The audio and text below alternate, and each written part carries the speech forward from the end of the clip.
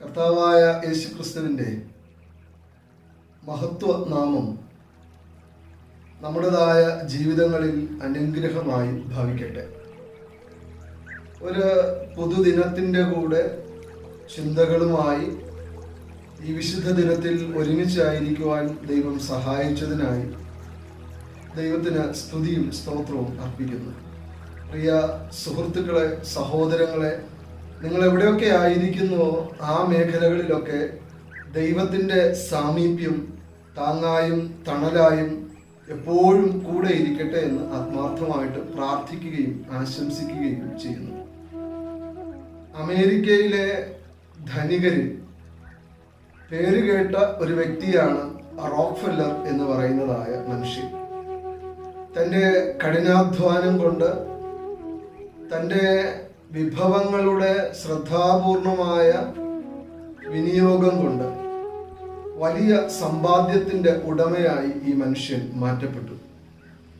എന്നാൽ ജീവിതത്തിൽ 53-ാമത്തെ വയസ്സിലേക്ക് അദ്ദേഹം എത്തുമ്പോൾ കഠിന രോഗിയായി മാറുകയാണ്. കടുത്തതായ നിരാശ, വിഷാദം പോലുള്ളതായ അനുഭവം, തൻ്റെ ജീവിതം വേഗത്തിൽ കൈവിട്ടു പോകും, താൻ മരിച്ചു പോകും എന്നൊക്കെ അദ്ദേഹം ചിന്തിക്കുന്നതായ നിമിഷങ്ങൾ.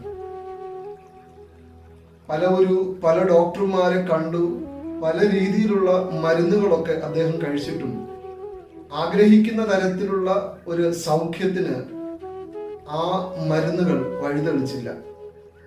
അവസാനം മാനസികമായി ചികിത്സ നൽകുന്ന സൈക്കാട്രിസ്റ്റിന്റെ അരികിലേക്ക് അദ്ദേഹം കടന്നു പോവുകയാണ്.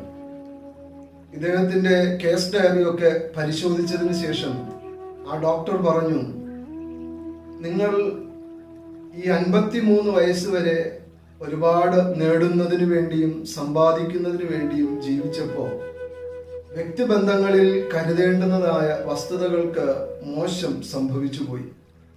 അതുകൊണ്ട് മറ്റുള്ളവരെ കരുതുന്ന ഒരു വ്യക്തിയായി നിങ്ങൾ മാറ്റപ്പെടുകയാണ് എങ്കിൽ ജീവിതത്തിൽ ഇനിയും നിങ്ങൾക്ക് സന്തോഷിക്കുവാനായി സാധിക്കും. നിങ്ങളുടെ രോഗങ്ങളൊക്കെ മാറ്റപ്പെടും. ഡോക്ടറുടെ വാക്ക് ശിരസാ വഹിച്ചുകൊണ്ട് ഈ മനുഷ്യൻ റോക്ക്ഫെല്ലർ ഫൗണ്ടേഷൻ എന്ന് പറയുന്ന ഒരു ഫൗണ്ടേഷൻ രൂപവൽക്കരിക്കുന്നു. അതിലൂടെ നിർധനരായ വിദ്യാർത്ഥികൾക്ക് വിദ്യാഭ്യാസത്തിനുള്ള കാര്യാദികൾ ക്രമീകരിക്കുന്നു. ഭവനമില്ലാത്തവർക്ക് ഭവനത്തിന്റെ കാര്യാദികൾ ചെയ്യുന്നു.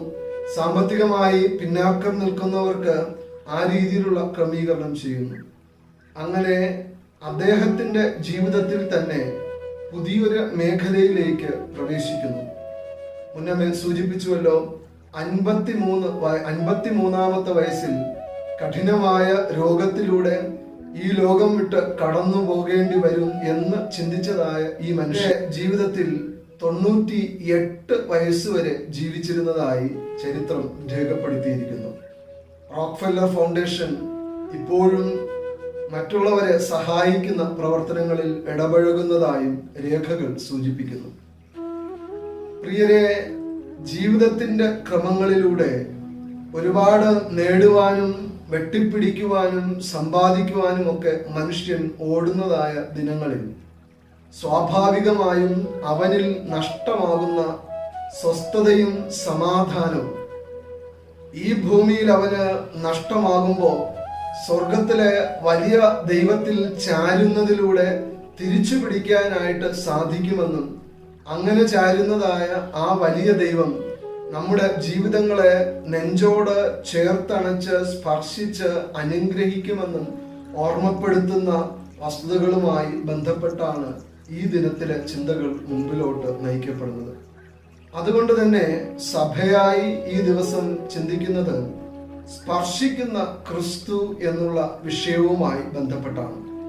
സ്പർശിക്കുന്ന ക്രിസ്തു എന്നുള്ള വിഷയവുമായി ബന്ധപ്പെട്ട് സ്പർശനം നമ്മൾ ജീവിക്കുന്ന കാലഘട്ടത്തിൽ ഒരുപാട് വിമർശനങ്ങൾക്ക് വിധേയമാകുന്ന പദവും, എന്നാൽ ഒരുപാട് നിത്യജീവിതത്തിൽ മനുഷ്യൻ ചെയ്യുന്നതായ വസ്തുതയാണ് എന്നും ഓർമ്മപ്പെടുത്തട്ടെ. ഒരു വ്യക്തി മറ്റൊരു മേഖലയിൽ തൻ്റെ ശരീരഭാഗം ഉപയോഗിച്ച് തൊടുന്നതിനെ സ്പർശനം എന്നുള്ള രേഖപ്പെടുത്തലിൽ നമുക്ക് കാണാനായിട്ട് സാധിക്കും. സ്പർശനങ്ങൾക്ക് ഒരുപാട് വകഭേദമുണ്ട്. പിതാവ് മാതാവ് പൈതലിനെ തൊടുന്ന സ്പർശനത്തിന് വ്യത്യാസമുണ്ട്. തിരിച്ച് പൈതൽ മാതാപിതാക്കളെ തൊടുന്ന സ്പർശനത്തിന് വ്യത്യാസമുണ്ട്. കുടുംബജീവിതത്തിലെ സ്പർശനങ്ങൾക്ക് വ്യത്യാസമുണ്ട്. ജീവിതത്തിൽ നമ്മൾ കണ്ടുമുട്ടുന്നതായ വ്യക്തികളിലൊക്കെ സ്വീകരിക്കുന്നതായ സ്പർശനങ്ങൾക്ക് ഒരു രീതിയിലല്ലെങ്കിൽ മറ്റൊരു രീതിയിലുള്ള വ്യത്യാസം നിശ്ചയമായിട്ടും ഉണ്ട്. സ്പർശനവുമായി ബന്ധപ്പെട്ട കോടതി വിധികളിലെ വാഗ്വാദങ്ങളൊക്കെ ഇപ്പോഴും നിലനിൽക്കുന്ന ഒരു കാലഘട്ടമാണ് എന്ന് ഞാൻ പൂർണ്ണമായും വിശ്വസിക്കുകയാണ്. വിശുദ്ധ വേദപുസ്തകത്തിന്റെ ചരിത്രത്തിലും സ്പർശനത്തിന്റെ സാധ്യതകൾ അത് അനുഗ്രഹമായും സൃഷ്ടിപ്പിന്റെ സാഹചര്യത്തിലും സൗഖ്യത്തിന്റെ വഴിതെളിക്കുന്ന മേഖലയിലുമൊക്കെ ഉപയോഗപ്പെടുത്തുന്നത് ഒരുപാട് വായനകളിൽ വേദപുസ്തകത്തിന്റെ അങ്ങോളം ഇങ്ങോളം നമുക്ക് തിരിച്ചറിയാനായിട്ട് സാധിക്കും. സ്പർശന ചിന്തയിലൂടെ മുമ്പിലോട്ട് പോകുമ്പോൾ വിശുദ്ധ മത്തായി എഴുതിയ സുവിശേഷം 8-ാം അധ്യായത്തിന്റെ ആദ്യത്തെ ഖണ്ഡികയിൽ നിന്ന് 1 മുതൽ 4 വരെയുള്ള വാക്യങ്ങളിൽ നിന്നും ഒരു കുഞ്ഞ് സന്ദേശം നൽകുവാനായിട്ടാണ് ഞാൻ ആഗ്രഹിക്കുന്നത്. മത്തായി എഴുതിയ സുവിശേഷം 8-ാം അധ്യായം തൊട്ടു മുമ്പുള്ള 5, 6, 7 അധ്യായങ്ങളിൽ ക്രിസ്തു നിർവഹിക്കുന്നതായ ഗിരിപ്രഭാഷണത്തിന്റെ പർവ്വത പ്രഭാഷണത്തിന്റെ അവസാനത്തിന് ശേഷം തൻ്റെതായ തുടർ മേഖലകളിലേക്കുള്ള യാത്രകളുടെ ആരംഭത്തെ ഓർമ്മപ്പെടുത്തുന്നതാണ്. യാത്രയുടെ തുടക്കത്തിൽ തന്നെ ക്രിസ്തു ഒരു കുഷ്ഠരോഗിയെ കാണുന്നുണ്ട്. അവൻ ആവശ്യമായിട്ടുള്ള സൗഖ്യത്തെ അവന്റെ മേൽ സ്പർശിച്ച് നൽകുന്നുണ്ട്. അവനെ ആലയത്തിലേക്ക് കടന്നുപോയി തന്നെ കാണിച്ച് ആ കാലഘട്ടത്തിന്റെ കർത്തവ്യം നിറവേറ്റുവാനായി ആവശ്യപ്പെടുന്നുമുണ്ട്. വസ്തുതകളിലൂടെ മുമ്പോട്ട് പോകുമ്പോൾ 3 കാര്യങ്ങൾ. ഒന്നാമത്തേത്, അകലെ നിൽക്കുന്നവരെ അരികിലെത്തിക്കുവാൻ സ്പർശിക്കുന്ന ക്രിസ്തു. അകലെ നിൽക്കുന്നവരെ അരികിലെത്തിക്കുവാൻ സ്പർശിക്കുന്ന ക്രിസ്തു. ലോകത്തിന്റെ ചരിത്രത്തിലും ഒരുപക്ഷെ വേദപുസ്തകത്തിന്റെ ചരിത്രത്തിലും കുഷ്ഠരോഗി എന്ന് പറഞ്ഞാൽ അവൻ അകലെ നിൽക്കേണ്ടവനാണ്. അത് നമുക്ക് മനസ്സിലാക്കാനായിട്ട് സാധിക്കും. കുഷ്ഠരോഗത്തെ മരണത്തിന്റെ പ്രതിരൂപമായി കാണുന്ന ഒരുപാട് സാഹചര്യങ്ങൾ ഉണ്ടായിരുന്നു. ലേവ്യാപുസ്തകം 13-ാം അധ്യായത്തിന്റെ 45 മുതൽ തുടങ്ങുന്ന വാക്യങ്ങൾ പഠനവിധേയമാക്കിയാൽ മിക്കവാറും എല്ലാ ത്വക്ക് രോഗങ്ങളും കുഷ്ഠരോഗത്തിന്റെ ഗണത്തിലാണ് ഉണ്ടായിരുന്നത്. അവനെ സംബന്ധിച്ചിടത്തോളം, അല്ലെങ്കിൽ കുഷ്ഠരോഗിയായി തീരുന്ന ഏതൊരു വ്യക്തിയെയും സംബന്ധിച്ചിടത്തോളം കീറിയ വസ്ത്രം നിർബന്ധമായും ധരിക്കണമായിരുന്നു. മുടി ചീകുവാനോ മുടി കത്രിക്കുവാനോ അവന് അവസരം ഉണ്ടായിരുന്നില്ല. മേൽ ചുണ്ടുവരെ തുണി കൊണ്ട് മറയ്ക്കണമെന്നുള്ളത് നിർബന്ധമായിരുന്നു. പാളയത്തിന് പുറത്ത് അല്ലെങ്കിൽ ഒരുമിച്ച് താമസിക്കുന്നതായ മേഖലയിൽ നിന്നും മാറി ഒറ്റയ്ക്ക് താമസിക്കണം എന്നുള്ള വലിയ നിർദ്ദേശം ഇവന്റെ ജീവിതത്തിൽ പാലിക്കപ്പെടണം എന്നുള്ളത് ആ കാലഘട്ടത്തിന്റെ നിയമമായിരുന്നു. പറഞ്ഞുവല്ലോ, ലേവ്യാപുസ്തകം 13-ാം അധ്യായത്തിന്റെ വായനകളിൽ നമുക്കിത് കാണാനായിട്ട് സാധിക്കും. ചുരുക്കം പറഞ്ഞാൽ, അവന്റേതായ സ്വഭാവ ഗണങ്ങളിൽ ഒരു മനുഷ്യൻ കുഷ്ഠരോഗിയായി തീരുകയാണ് എങ്കിൽ മാറ്റം വരുത്തി തന്നിൽ തന്നെ ഒതുങ്ങി ഏതെങ്കിലും മേഖലയിൽ ജീവിക്കേണ്ടതായ സാഹചര്യം. സമൂഹത്തിൽ അവന് ഭ്രഷ്ട് അനുഭവിക്കേണ്ടതായി ഉണ്ടായിരുന്നു. കുടുംബത്തിൽ അവന് ഭ്രഷ്ട് അനുഭവിക്കേണ്ടതായി ഉണ്ടായിരുന്നു. എന്തിനേറെ ഏവരുടെയും ആശ്രയമെന്ന് പറയാവുന്ന ആലയത്തിൽ പോലും ഭ്രഷ്ട് അനുഭവിക്കേണ്ടതായ വ്യക്തി. സൂചിപ്പിച്ചുവല്ലോ, തൻ്റെതായ ലോകത്തിൽ മാത്രം ജീവിച്ച് കുഷ്ഠരോഗം ഭേദപ്പെട്ടില്ലെങ്കിൽ മരിച്ചു പോകുവാൻ വിധേയപ്പെട്ടിരുന്നതായ ഒരു മനുഷ്യനായിരുന്നു ഈ ഭാഗത്തിലെ കുഷ്ഠരോഗി എന്ന് പറയുന്നത്. അകലെ മാത്രം നിൽക്കാൻ വിധിക്കപ്പെട്ടതായ വ്യക്തി യേശുവിന്റെ അരികിലേക്ക് കടന്നു വരുമ്പോൾ യേശു അവന്റെ അരികിലേക്ക് കടന്നു ചെന്ന് അവനെ സ്പർശിച്ച് സുഖപ്പെടുത്തുന്നത് വിശുദ്ധ വേദപുസ്തകം നമ്മെ പഠിപ്പിക്കുന്നുണ്ട്. അകലം ഇല്ലാതെയാകുന്ന വലിയൊരു മുഹൂർത്തത്തിനാണ് വേദപുസ്തകത്തിന്റെ ആ ഭാഗം സാക്ഷ്യം വഹിക്കുന്നത് വേദപുസ്തകം അപ്രകാരം നമ്മെ ഓർമ്മപ്പെടുത്തുന്നു. പ്രിയരെ, ക്രിസ്തുവിന്റെ ഏറ്റവും വലിയ പ്രത്യേകത അകലെ നിൽക്കുന്നവരെ അരികിലേക്ക് എത്തിക്കുകയും അരികിൽ നിൽക്കുന്നവരെ മാറോട് ചേർത്തണച്ച് അനുഗ്രഹിക്കുകയും ചെയ്യുന്നതാണ്. ആ ക്രിസ്തുവിന്റെ വലിയ സ്പർശനത്തിന്റെ ഉടമസ്ഥരായി മാറുവാൻ അവിടുന്ന് നമ്മെ സ്വാഗതം ചെയ്യുന്നത് നമുക്ക് ഈ നാളുകളിൽ തിരിച്ചറിയാനായിട്ട് സാധിക്കണം. അടുത്ത കാലത്തെ വായനകളിലൂടെ കടന്നു പോകുമ്പോൾ 2 സഹോദരങ്ങളെ കുറിച്ചുള്ള ഒരു കഥ ഇപ്രകാരം രേഖപ്പെടുത്തിയിരിക്കുന്നത് ശ്രദ്ധിക്കുവാനായിട്ട് അവസരം ലഭിച്ചു. ഒരിടത്ത് 2 സഹോദരന്മാരുണ്ടായിരുന്നു. ജീവിതത്തിന്റെ ആദ്യ വയസ്സുകളിൽ തന്നെ ഇവരുടെ മാതാപിതാക്കൾ നഷ്ടമായി. ലഭ്യമായ സാഹചര്യത്തിൽ ഒരുത്തൻ വളർന്നപ്പോ സമൂഹത്തിന് കൊള്ളാവുന്നവനായി മാതൃകയുള്ള ഒരു വ്യക്തിയായി വളർന്നു. രണ്ടാമത്തവനെ സംബന്ധിച്ചിടത്തോളം സമൂഹത്തിന് കൊള്ളരുതാത്തവനായി, ഒരു കൊലപാതകിയായോ ഒരു മോഷണക്കാരനായോ ഒക്കെയും അവന്റെ ജീവിത ക്രമം മാറ്റപ്പെട്ടു. തൻ്റെ സഹോദരന് വേണ്ടി മൂത്ത സഹോദരൻ ഇളയ സഹോദരന് വേണ്ടി മാനസാന്തരത്തിന് വേണ്ടി പ്രാർത്ഥിക്കുന്നതായ പതിവ് എപ്പോഴും ഉണ്ടായിരുന്നു. ഒരു രാത്രിയിൽ ആകസ്മികമായി ഇളയ സഹോദരൻ ജ്യേഷ്ഠ സഹോദരന്റെ അരികിലേക്ക് കടന്നു വരികയാണ്. അവന്റെ ശരീരത്തിലാകമാനം രക്തത്തുള്ളികൾ നിറഞ്ഞു നിൽക്കുന്നു. ജ്യേഷ്ഠ സഹോദരൻ ചോദിച്ചു, നിനക്ക് എന്താണ് പറ്റിയത്? അവൻ പറഞ്ഞു, ഞാനൊരു മോഷണ ശ്രമം നടത്തിയപ്പോൾ അത് പരാജയപ്പെട്ടു. അതിനെ പരാജയപ്പെടുത്തിയ വ്യക്തിയെ എനിക്ക് കൊല്ലേണ്ടതായിട്ട് വന്നു. എൻ്റെ ശരീരത്തിലും വസ്ത്രത്തിലും ആകമാനം ചോരപ്പാടുകളാണ്. എൻ്റെ പിന്നാലെ പോലീസുകാരുണ്ട്. നീ ഒരു കാര്യം ചെയ്യണം, നിന്റെ വസ്ത്രത്തെ എനിക്ക് നൽകിയിട്ട് ഈ ചോരപ്പാടുള്ള വസ്ത്രത്തെ നീ ധരിക്കണമെന്ന്. അനുജന് വേണ്ടി ജ്യേഷ്ഠൻ ആ വസ്ത്രം ഒന്ന് മാറ്റി ധരിച്ചപ്പോഴേക്കും പോലീസുകാര് കടന്നു വരികയാണ്. വധശിക്ഷ നടത്തിയതായ വസ്ത്രം ധരിച്ച വ്യക്തിയെ അവര് അറസ്റ്റ് ചെയ്ത് കൊണ്ടുപോകുന്നു. ജയിലറകളിൽ കിടന്നതായ ഈ വ്യക്തിയെ വിചാരണയ്ക്ക് ശേഷം തൂക്കിലേറ്റുവാനായി വിധിക്കുകയാണ്. അവസാന ആഗ്രഹമായി ചോദിച്ചപ്പോ ജ്യേഷ്ഠൻ അനുജനു വേണ്ടി എഴുതിയ ഒരു കത്തെടുത്ത് ജയിലറുടെ കരത്തിൽ കൊടുത്തു. ജയിലർ അത് അനുജന്റെ കരത്തിൽ കൊടുത്തു. അതിൽ ഇപ്രകാരം എഴുതിയിരുന്നു, നിനക്ക് വേണ്ടി ഞാൻ നിന്റെ ചോര വീണതായ വസ്ത്രം ധരിക്കുകയാണ്. നീ എൻ്റെ വെള്ള വസ്ത്രം ധരിച്ച് ഇനി സമൂഹത്തിൽ ജീവിക്കണം. നിനക്ക് വേണ്ടി ഞാൻ നിന്റെ ചോര നിറഞ്ഞതായ ഈ വസ്ത്രം ധരിക്കുകയാണ്.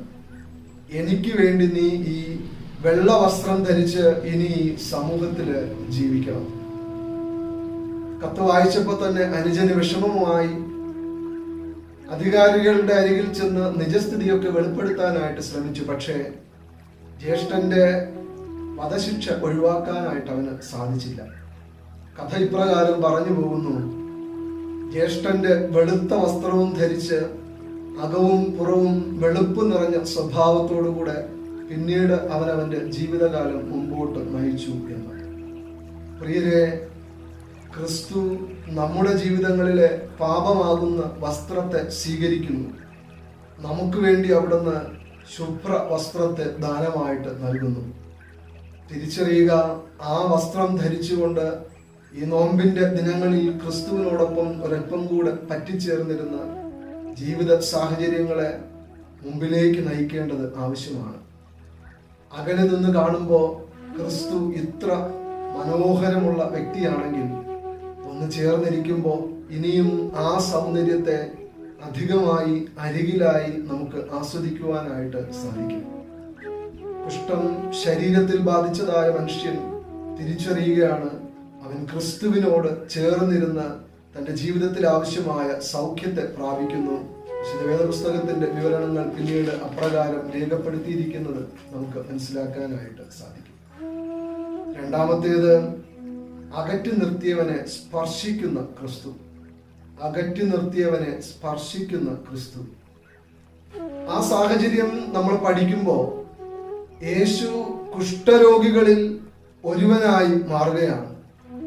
അല്ലെങ്കിൽ യേശു അവിടെ ആയിരിക്കുന്ന ആ ഒരു കുഷ്ഠരോഗിയോട് തുല്യനായി മാറുകയാണ്.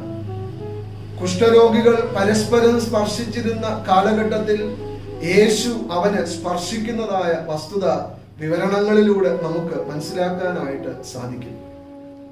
ഒരിക്കലും ഒഴിവാക്കുന്നതിനുള്ള ഒഴിവുകേടുകൾ പറയുവാൻ ക്രിസ്തു അവിടെ സമയം കണ്ടെത്തുന്നില്ല. യേശുവിനെ സംബന്ധിച്ചിടത്തോളം ദീർഘമായ സംഭാഷണ പരമ്പരകൾ ഗിരിപ്രഭാഷണമായി നടത്തിയ നിമിഷങ്ങളായിരുന്നു കഴിഞ്ഞ നിമിഷങ്ങൾ. അതുകൊണ്ട് ഞാനിപ്പോ ക്ഷീണത്തിലാണ്, ഒരൽപ്പം കഴിഞ്ഞു വാ എന്ന് അവധി പറയാമായിരുന്നു. ഇവിടെ കൂടി നിൽക്കുന്ന വലിയൊരു പുരുഷാരത്തെ കണ്ടില്ലേ?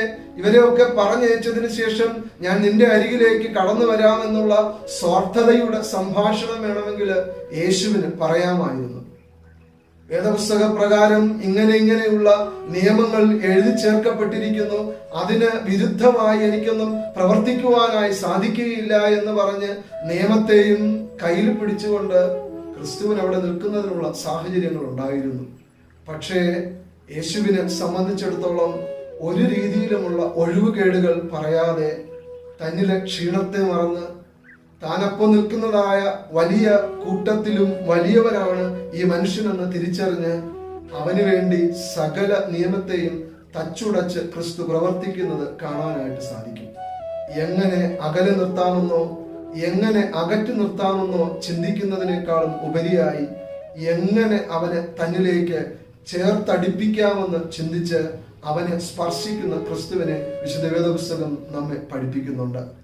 പ്രിയരെ, ഉയർത്ത ക്രിസ്തു നമ്മെ സ്പർശിക്കുവാനായിട്ട് ആഗ്രഹിക്കുമ്പോൾ അകറ്റി നിർത്തി എന്നുള്ള ഭാവങ്ങളെ, മേലെഴുത്തുകളെ നമ്മുടെ ജീവിതത്തിൽ നിന്നും മാറ്റിയതിനു ശേഷം ആ ക്രിസ്തുവിന്റെ അരികിൽ പറ്റിച്ചേരുന്നവരായിട്ട് മാറുവാൻ അവിടുന്ന് നമുക്ക് ആഹ്വാനം നൽകുന്നത് സ്വീകരിക്കുവാനായിട്ട് സാധിക്കട്ടെ. കേരളത്തിന്റെ പശ്ചാത്തലത്തിൽ ലിപികളിൽ എഴുതപ്പെട്ടതായ പദങ്ങളിൽ ഒന്നാണ് അയിത്തമൂല എന്ന് പറയുന്നതായ പദം. ഒരുപക്ഷെ പ്രായമുള്ളതായ വ്യക്തികൾക്ക് ഈ പദം സുപരിചിതമായിരിക്കുമെന്നാണ് ഞാൻ വിശ്വസിക്കുന്നത്. അയിത്തം നിലനിന്നിരുന്നതായ, പ്രകടമായി നിലനിന്നിരുന്നതായ ഇന്നലകളിൽ ഓരോ മനുഷ്യനും അവന്റെ തൊട്ടു മുമ്പുള്ള, അതിനു മുമ്പിലുള്ള സവർണൻ കടന്നു പോകുന്നതായ സമയത്ത് തന്റെ നിഴൽ പോലും ആ പാതയിൽ പതിക്കാതെ ഒഴിഞ്ഞു നിൽക്കണമെന്നുള്ള നിർദ്ദേശമുണ്ടായിരുന്നു. അതിന് ഇത്ര അടിയെന്നും ഇത്ര ദൂരമെന്നും ഒക്കെ നിഷ്കർഷിച്ചിരുന്നതായ വ്യവസ്ഥ സമൂഹത്തിൽ നിലവിലുണ്ടായിരുന്നു. ഒരു യാത്രയിൽ സവർണൻ തന്നെ കടന്നുപോയി താന് ഇനി സവർണനെ കാണാതെയാണ് യാത്ര ചെയ്യുന്നത് എന്ന് ഉറപ്പുവരുത്തി യാത്ര ചെയ്യുമ്പോൾ അങ്ങകലെയായി വീണ്ടും സവർണ ശരീരമുള്ളവൻ പ്രത്യക്ഷപ്പെടുമ്പോൾ അവന് ഒളിച്ചിരിക്കുന്നതിനുള്ള, മാറി നിൽക്കുന്നതിനുള്ള മേഖലയായിരുന്നു അയിത്തമൂല എന്ന് പറയുന്നത്. യാത്രയിൽ യാദൃശ്ചികമായി സവർണനെ വഴിപെട്ട് അരികിലെത്തിയാൽ കൊലപാതകം പോലും നടക്കാമായിരുന്ന സാഹചര്യത്തിൽ ഈ അയിത്തമൂല എന്ന് പറയുന്ന മേഖലകൾ അവർക്ക് വലിയൊരു സഹായം തന്നെയായിരുന്നു. പ്രിയരെ, സവർണ ചിന്തകളൊക്കെ മനുഷ്യന്റെ മനസ്സിൽ പണത്തിന്റെ രൂപത്തിലും പദവിയുടെ രൂപത്തിലും ഉള്ളിൽ കുഷ്ഠം സമ്മാനിച്ചു കൊണ്ടിരിക്കുമ്പോൾ ഉള്ളിൽ നിന്നും തിരിച്ചറിയേണ്ടുന്ന വസ്തുത എന്ന് പറയുന്നത് നമുക്ക് വേണ്ടി സ്വയം അയിത്തമൂലയായി തീർന്ന സ്വർഗത്തിലെ വലിയവനായ ക്രിസ്തുവുണ്ട്. എത്ര വേണമെങ്കിലും അവനിൽ അഭയം പ്രാപിക്കുവാനായിട്ട് സാധിക്കും. അപകടം ലേശവും തട്ടാതെ വണ്ണം സന്തോഷത്തോടെ മറഞ്ഞിരിക്കുന്നതിന് അവിടെ നിന്ന് നമുക്ക് അവസരത്തെ ദാനമായിട്ട് നൽകും. ക്രിസ്തുവിന്റെ പ്രത്യേകത ഓർമ്മപ്പെടുത്തിയല്ലോ. ജീവിതത്തിൽ സ്പർശനമായി അത് വരുമ്പോൾ അപ്പിയറൻസിന് ആകമാനം, കാണുന്നതായ ഭാവങ്ങൾക്ക് ആകമാനം മാറ്റം വരുത്തുന്നതാണ്. കുഷ്ഠരോഗിയുടെ ജീവിതത്തിൽ അത് സംഭവിക്കുന്നത് നമുക്ക് മനസ്സിലാക്കുവാനായിട്ട് സാധിക്കും. അരികിലെത്തിയവരെ സ്പർശിക്കുന്നതായ ക്രിസ്തു നമ്മോട് ഓർമ്മപ്പെടുത്തുകയാണ്, എൻ്റെ അരികിൽ നീ വിശ്വാസത്തോടുകൂടെ കടന്നു വന്നാൽ നിനക്ക് ജീവിതത്തിൽ ആവശ്യമായ ഏതൊരു അനുഗ്രഹത്തെയും സ്പർശനത്തിലൂടെ നൽകുവാനായിട്ട് സാധിക്കും. തൻ്റെ വസ്ത്രത്തിന്റെ വിളിമ്പിലെങ്കിലും സ്പർശിച്ചാൽ വലുത് ജീവിതത്തിൽ നേടാമെന്ന് പ്രതീക്ഷിച്ചു വന്ന സ്ത്രീക്ക് സകലത്തെയും തിരിച്ചറിഞ്ഞ് അനുഗ്രഹമാക്കി നൽകിയ കർത്താവ് ഈ പകലിൽ നമ്മെയും വിളിക്കുന്നത് നമുക്ക് തിരിച്ചറിയുവാനായിട്ട് സാധിക്കട്ടെ. പ്രിയരെ, നമ്മുടെ ജീവിതത്തിൽ ക്രിസ്തുവിന്റെ സ്പർശനത്തെ ഏറെ ആസ്വദിച്ച് കടന്നു പോകുവാൻ ഈ നോമ്പിന്റെ ദിനങ്ങൾ ആഹ്വാനം ചെയ്യുന്നത് തിരിച്ചറിഞ്ഞ് നമുക്ക് മുന്നേറാം. ഒടുവിലായി ആന്തരിക വിശുദ്ധി വിളിച്ചോതാൻ സ്പർശനം നൽകുന്ന ക്രിസ്തു, ആന്തരിക വിശുദ്ധി വിളിച്ചോതാൻ സ്പർശനം നൽകുന്ന യേശു.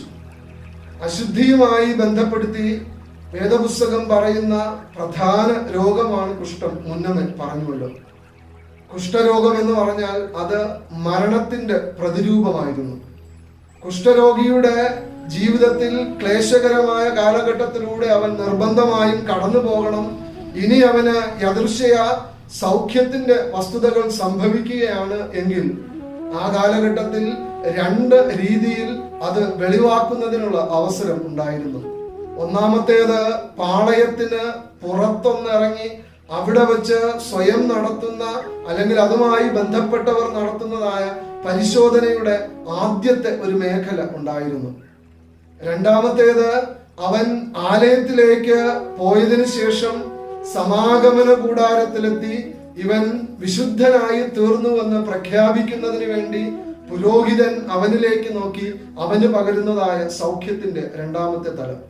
ഒന്നാമത്തേത് കഴിഞ്ഞ് 7ാമത്തെ ദിവസത്തിന് ശേഷം മാത്രമേ രണ്ടാമത്തേത് നടത്തുന്നതിനുള്ള അവസരം ഉണ്ടായിരുന്നുള്ളൂ.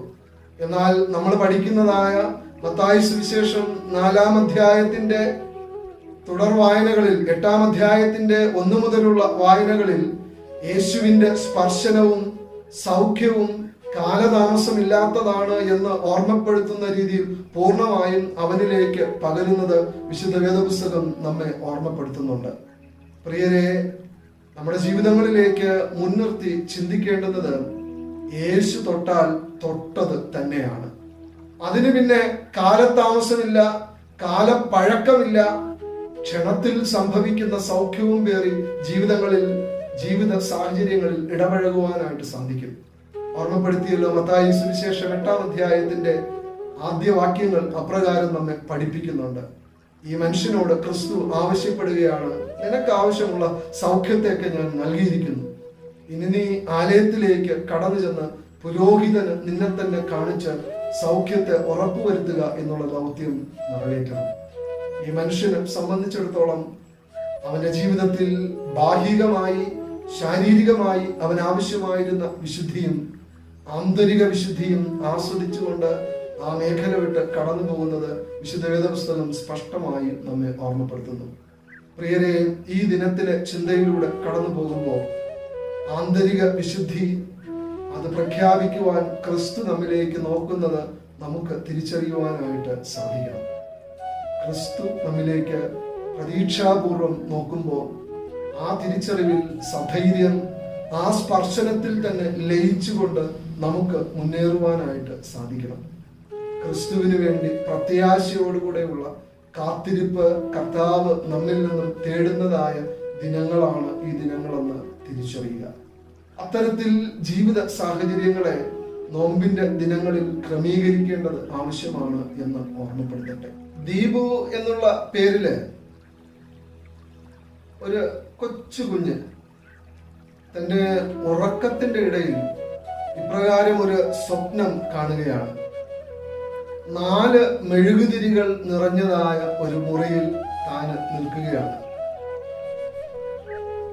ഒന്ന് നിശബ്ദമായി ശ്രദ്ധിച്ചപ്പോ ഈ തെളിഞ്ഞു നിൽക്കുന്നതായ 4 മെഴുകുതിരികൾ തമ്മിൽ നിശബ്ദമായി എന്തോ സംഭാഷിക്കുന്നത് പോലെ അവന് തോന്നി.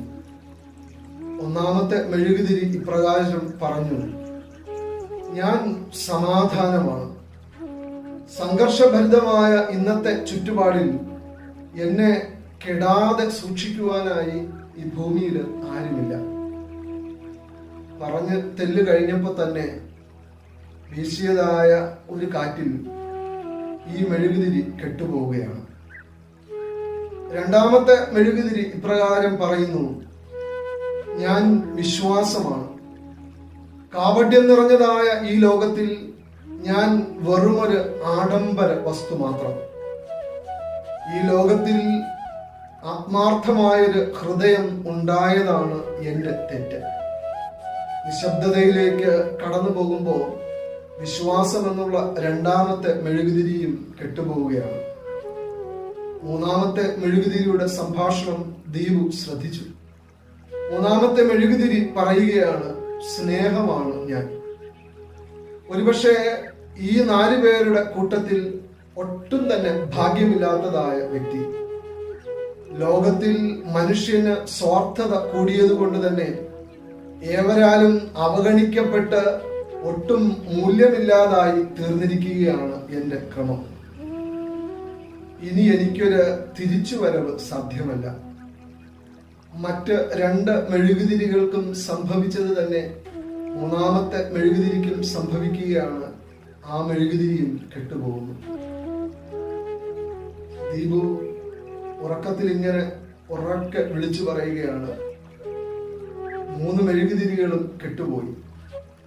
ഇനി എനിക്ക് എന്താണ് ആശിക്കുവാനായി വകയുള്ളത്? ഇരുട്ടിൽ തെളിഞ്ഞിരിക്കുന്ന 4ാമത്തെ മെഴുകുതിരി ഇപ്രകാരം ഇങ്ങനെ പറഞ്ഞു, മോനെ, എന്റെ പേര് പ്രത്യാശ എന്നാണ്. എന്റെ തിരി കെടുവാൻ ഞാൻ അനുവദിക്കുകയില്ല. ഞാൻ കെടാതെ എന്നെ സൂക്ഷിക്കുന്നതിനോടൊപ്പം മറ്റുള്ളവർ ജ്വലിച്ചു നിൽക്കുന്നതിനുള്ള പ്രേരണ നൽകുവാനും ഞാൻ തൽപരതയുള്ള വ്യക്തിയാണ്. ഇത് പറഞ്ഞിട്ട് മെല്ലെ മറ്റ് കെട്ടുപോയ 3 ദീപങ്ങൾക്കും പ്രത്യാശയാകുന്ന മെഴുകുതിരി വെളിച്ചം തെളിക്കുകയാണ്. ദീപു സന്തോഷത്തോടെ പുഞ്ചിരിയോടെ ആ കിടക്ക വിട്ട് എഴുന്നേൽക്കുകയാണ്. പ്രിയരെ, ഈ ദിനത്തിന്റെ ചിന്തകളിലൂടെ നമ്മൾ കടന്നു പോകുമ്പോൾ പ്രത്യാശയുടെ ഭാവങ്ങൾ നമ്മുടെ ജീവിതങ്ങളിൽ പിടിപ്പിക്കുവാൻ, അകലെയാണെങ്കിൽ അരികിലേക്ക് വരുവാൻ ക്രിസ്തു നമ്മോട് ആഹ്വാനം ചെയ്യുന്നുണ്ട്. അരികിൽ നിൽക്കുന്നതായ നിന്നെ സ്പർശിക്കുവാൻ ക്രിസ്തു ഒരുപാട് ആഗ്രഹിക്കുന്നുണ്ട്. നിന്റെ ജീവിതത്തിലെ സ്പർശനം പുറമേ മാത്രമല്ല, അകമേയും നൽകുവാനായി അവിടുന്ന് കാത്തിരിക്കുന്നു. പ്രതീക്ഷയോടെ, പ്രത്യാശയോടെ ക്രിസ്തുവിന്റെ അരികിലേക്ക് തിരിച്ചു വരുന്ന ജീവിതക്രമങ്ങളായി നമ്മുടെ ജീവിതക്രമങ്ങളെ മാറ്റാം. റോക്ക്ഫെല്ലറിന്റെ ചരിത്രം പറഞ്ഞല്ലോ, 53-ാമത്തെ വയസ്സിൽ ഈ ലോകം വിട്ട് കടന്നു പോകേണ്ടവൻ 98 വയസ്സ് വരെ ജീവിച്ചുവെങ്കിൽ അവനിൽ ക്രിസ്തുവിന്റെ സ്പർശനം കാതലായി തീർന്നു. ആ കാതൽ അവനുള്ളിൽ പരിവർത്തനത്തിന്റെ അലകളെ പുറത്തേക്ക് കൊണ്ടുവരികയുണ്ടായി. നോമ്പിന്റെ ദിനങ്ങളിൽ ക്രിസ്തു നമ്മോട് ആഹ്വാനം ചെയ്യുന്നത് തിരിച്ചറിയുക. ആ ക്രിസ്തുവിനോട് പറ്റിച്ചേർന്നിരുന്ന ജീവിത സാഹചര്യങ്ങളെ മുമ്പിലേക്ക് നയിക്കുക.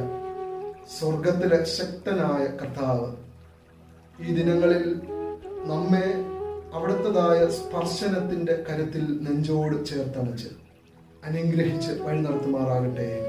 ആമേൻ. നമുക്ക് ദൈവത്തോട് പ്രാർത്ഥിക്കാം. എനിക്കായി മുറിവേറ്റ തൃക്കരങ്ങൾ എൻ ശിരസിൽ വഹിച്ചാശീർവദിക്കണേ. എനിക്കായി മുറിവേറ്റ തൃക്കരങ്ങൾ എൻ ശിരസിൽ വഹിച്ചാശീർവദിക്കണേ. അങ്ങയുടെ ആത്മാവിനാലേഴയെ അഭിഷേകം ചെയ്തനുഗ്രഹിക്കണമേ. അങ്ങയുടെ ആത്മാവിനാലേഴയെ അഭിഷേകം ചെയ്തനുഗ്രഹിക്കണമേ. ആപത്തുവേളകളിൽ, ആനന്ദവേളകളിൽ അകലാത്ത യേശുവേ, അങ്ങയുടെ പാദം കുമ്പിടുന്നു ഞാൻ. അകലാത്ത യേശുവേ, അങ്ങയുടെ പാദം കുമ്പിടുന്നു ഞാൻ. ഞങ്ങളെ ശ്രേഷ്ഠമായി പരിപാലിക്കുകയും ഞങ്ങളുടെ ജീവിതങ്ങളോട് ഒപ്പമായിരുന്ന് ഞങ്ങളെ അനുഗ്രഹിക്കുകയും ചെയ്യുന്ന പൊന്നു തമ്പുരാനെ, നോമ്പിന്റെ ഈ ദിനങ്ങളിൽ ഞങ്ങൾ ദൈവസന്നിധിയിൽ സധൈര്യം ആയിരിക്കുമ്പോൾ ഞങ്ങളെ അങ്ങയോട് പറ്റിച്ചേർക്കുന്ന ദൈവം, ഞങ്ങളെ അവിടത്തോട് ചേർത്ത് പിടിച്ച് സ്പർശിക്കുന്ന ദൈവം, അകവും പുറവും പരിപൂർണമായ സ്പർശനത്തെ നൽകുന്ന ദൈവം, ആ ദൈവത്തെ മുറുകെ പിടിക്കുവാൻ ഞങ്ങൾക്ക് നൽകിയ ഈ അവസരത്തിനായി നന്ദിയോടെ സ്തോത്രം.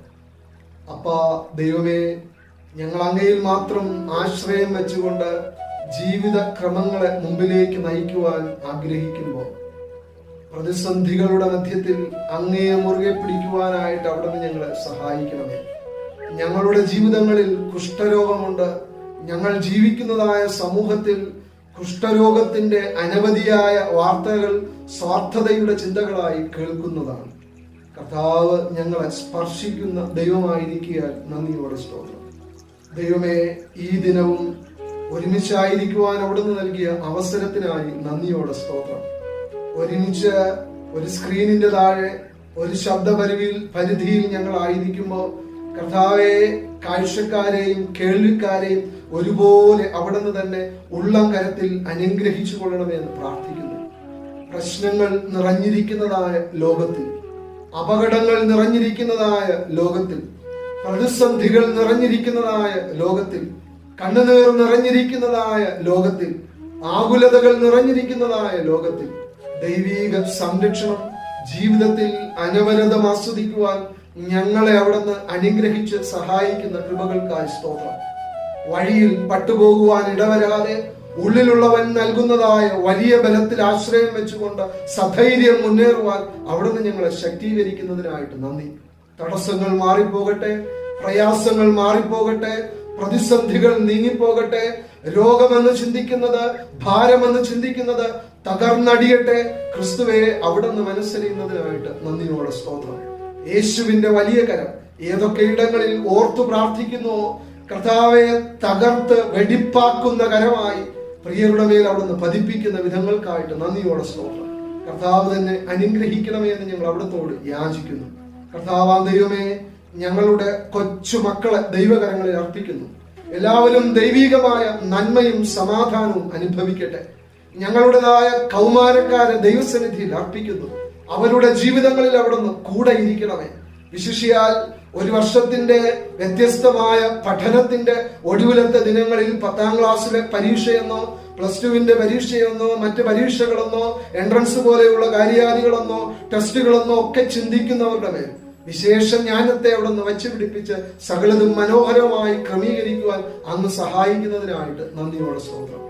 കർത്താവെ, അതുപോലെ തന്നെ ഞങ്ങൾ ഒരുമിച്ച് ദൈവസന്നിധിയില് ഞങ്ങളുടെ യുവ സഹോദരങ്ങളെ അർപ്പിക്കുകയാണ്. അവരുടെ വലുതും ചെറുതുമായ ആവശ്യഭാരങ്ങളുടെ മേൽ പ്രവർത്തിക്കുന്ന ദൈവത്തെ ആസ്വദിക്കുവാൻ അവിടുന്ന് തുടർന്നും കൂടെ ഇരുന്ന് സഹായിക്കണമെന്ന് ഞങ്ങൾ യാചിക്കുന്നു. കർത്താവെ, ഞങ്ങളുടെ മധ്യ വയസ്സിലുള്ള എല്ലാ സഹോദരങ്ങൾക്കായും സുഹൃത്തുക്കൾക്കായും ഞങ്ങൾ ദൈവത്തിന് നന്ദി കരയറ്റട്ടെ. അവരുടെ ജീവിതങ്ങളും ദൈവീക നന്മയുടെ നിഴലിൽ തന്നെ തുടരപ്പെടുവാൻ അനുഗ്രഹിച്ച് അവിടുന്ന് സഹായിക്കണമെന്ന് ഞങ്ങൾ അവിടുത്തോട് യാചിക്കുകയാണ്. അതുപോലെ ഞങ്ങളെ സ്നേഹിക്കുന്ന സ്വർഗത്തിലെ വലിയ കർത്താവെ, പൊന്നു തമ്പുരാനെ, അടിയങ്ങൾ ഒരുമിച്ച് ദൈവത്തോട് പ്രാർത്ഥിക്കുമ്പോൾ കർത്താവിന്റെ കൃപ ഞങ്ങളുടെ സ്നേഹനിധികളായ വാർദ്ധക്യ മാതാപിതാക്കളുടെ മേൽ ആയുസ്സായും ആരോഗ്യമായും അതിർത്തിയില്ലാതെ അവിടുന്ന് നൽകണമെന്ന് പ്രാർത്ഥിക്കുന്നു. കൂടെ എല്ലാവരോടും ഒപ്പമായിരിക്കുന്നതിനായി സ്തോത്രം. കുടുംബമായി അങ്ങയുടെ മക്കളെ അനുഗ്രഹിക്കണമേ. വ്യക്തിപരമായ ജീവിതത്തിലെ ആഗ്രഹങ്ങളെ അവിടുന്ന് സാധിപ്പിച്ചു നൽകി കാത്തുകൊള്ളണമേ. കർത്താവ് തന്നെ കൂടെ ഇരുന്ന് വലിയ നന്മകൾ ആസ്വദിച്ച് വരുന്ന ആഴ്ചയിലും ദൈവസന്നിധിയിൽ നന്ദിയോടെ ആയിരിക്കുവാൻ, വരുന്ന ദിനങ്ങളിലും ദൈവസന്നിധിയിൽ നന്ദിയോടെ ആയിരിക്കുവാൻ അവിടുന്ന് ഞങ്ങളെ സഹായിക്കുന്നതിനായിട്ട് സ്തോത്രം. കർത്താവ് തന്നെ കൂടെ ഇരിക്കണം. കർത്താവ് തന്നെ അനുഗ്രഹിക്കണം. രോഗങ്ങളുടെ ബന്ധനങ്ങൾ അഴിഞ്ഞു പോകട്ടെ. ശാപത്തിന്റെ ബന്ധനങ്ങൾ അഴിഞ്ഞു പോകട്ടെ. മാനസികമായി പിടിച്ചുകെട്ടിയിരിക്കുന്നതായ തകർച്ചകൾ തകർന്നു പോകട്ടെ. കർത്താവ് തന്നെ അനുഗ്രഹിക്കുന്ന കൃപകൾക്കായി സ്തോത്രം. ജീവിതത്തില് ഞാൻ ഇനിയും ഈ താഴ്ചയിലൂടെ മാത്രം സഞ്ചരിച്ചാൽ മതിയോ, എന്റെ ജീവിതത്തിൽ ഇനി ഒരു ഉയർച്ച ഉണ്ടാവുകയില്ലയോ എന്ന് ചിന്തിക്കുന്നതായ, ദൈവസന്നിധിയിൽ ചങ്ക് നുറങ്ങി പ്രാർത്ഥിക്കുന്നതായ എല്ലാവരുടെയും ജീവിതത്തിൽ നന്മയ്ക്കായുള്ള അടയാളത്തെ അങ്ങ് വച്ചുപിടിപ്പിക്കുന്ന കൃപകൾക്കായിട്ട് സ്തോത്രം.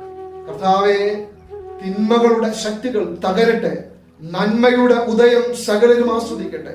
കർത്താവ് തന്നെ സഹായിക്കണം. ഞങ്ങളായിരിക്കുന്ന ലോകത്തെ, രാഷ്ട്രത്തെ, സംസ്ഥാനത്തെ ഒക്കെയും അവിടെ നിന്ന് കാക്കണം. ദേശത്ത് ചൂട് ഏറുകയാണ്. ഞങ്ങൾക്ക് ആവശ്യമായ മഴയെ, ആകാശത്തിലെ കിളിവാതിലുകളെ തുറന്ന് ഞങ്ങൾക്ക് നൽകണമേ എന്ന് പ്രാർത്ഥിക്കുന്നു. കർത്താവെ, ഞങ്ങൾ ഒരുമിച്ച് എല്ലാവരെയും ഒരു വട്ടം കൂടെ ദൈവസന്നിധിയിൽ അർപ്പിക്കട്ടെ. കർത്താവ് സകലരെയും അനുഗ്രഹിക്കുന്നതിനായിട്ട് നന്ദിയോടെ സ്തോത്രം. യേശുവിൻ നാമത്തിൽ ഞങ്ങളുടെ പ്രാർത്ഥന കേൾക്കണമേ. ആമേൻ.